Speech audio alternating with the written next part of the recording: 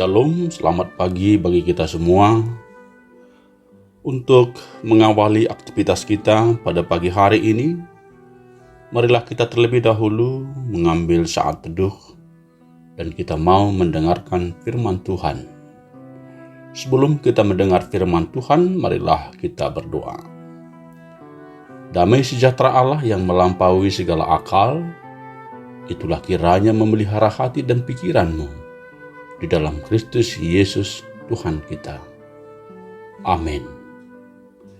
Saudara yang dikasihi Tuhan, firman Tuhan bagi kita pada hari ini, hari Jumat tanggal 30 September 2022, terambil dari Injil Lukas pasal 1 ayat 50. Demikianlah dikatakan di sana.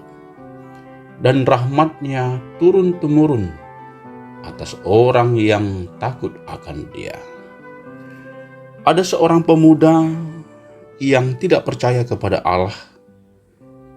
Dia melakukan suatu perjalanan dengan kapal, dan ketika ia berada di kapal, tiba-tiba datanglah ombak yang besar di tengah lautan itu, sehingga semua orang yang ada di dalamnya menjadi panik dan mulai berdoa. Pemuda itu sendiri tidak pernah berdoa. Bahkan dia tidak percaya dengan adanya Tuhan. Akan tetapi karena ombak yang semakin mengamuk dan ganas, membuat hati pemuda itu menjadi semakin ketakutan. Ia takut kematian akan datang kepadanya. Pada saat itu ia mulai mendengar beberapa orang berdoa di kapal itu sambil berseru-seru kepada Tuhan. Maka hati pemuda itu mulai goyah. Sejak kecil ia tidak pernah berdoa, tetapi ganasnya ombak membuat dia kehilangan pegangan. Dan akhirnya pun ia memutuskan untuk berdoa.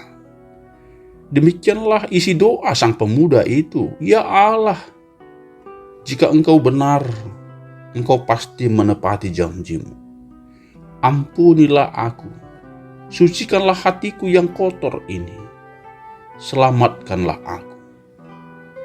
Maka setelah ia berdoa, terjadilah suatu keajaiban di tengah-tengah lautan itu.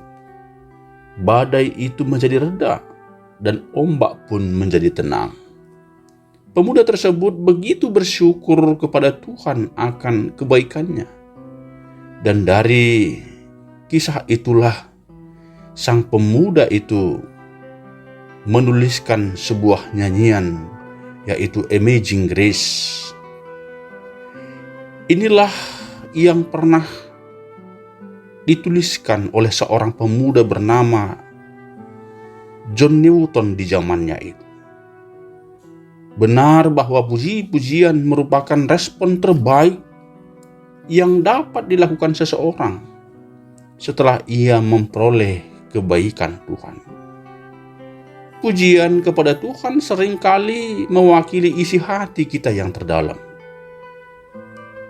Pujian bukan hanya sekedar kata-kata, tetapi di dalamnya terdapat nada kekaguman dan penghormatan yang setinggi-tingginya kepada Tuhan atas apa yang Tuhan perbuat dalam hidup kita. Maka dari itu setiap orang percaya, bisa tidak bisa, kita harus terus memuji Tuhan atas kebaikannya.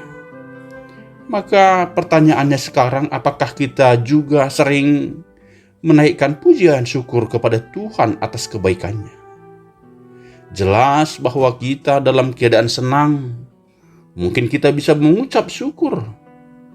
Tetapi saat celaka menimpa kita, saat pergumulan terjadi dalam kehidupan kita, apakah kita masih bisa memuji dan memuliakan Tuhan dalam hidup kita? Atau ketika keuangan kita menjadi krisis, apakah kita masih bisa memuji Tuhan senantiasa yang memberikan kehidupan kepada kita? Bahkan ketika kita kehilangan harapan dan putus asa, masih adakah kita tetap memuji dan memuliakan Tuhan dalam kehidupan kita? Dalam perikop ini adalah sebuah pujian seorang yang bernama Maria. Dia memuliakan Allah yang besar dan hidup. Dia memuliakan Tuhan karena dikatakan oleh Allah melalui hambanya, melalui malaikat Gabriel yang mengatakan bahwa dia akan melahirkan seorang anak, yaitu juru selamat yang kudus, yang adalah anak Allah. Sehingga Maria begitu bersuka cita.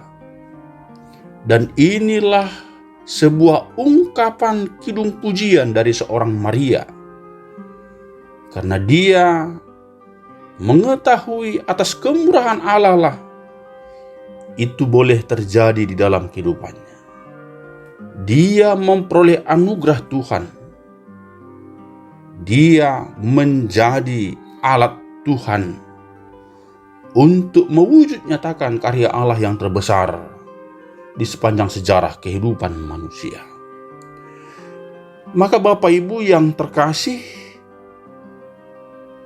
bagaimana Maria menaikkan puji-pujian yang berisikan tentang kebesaran dan kemahakuasaan Tuhan Allah.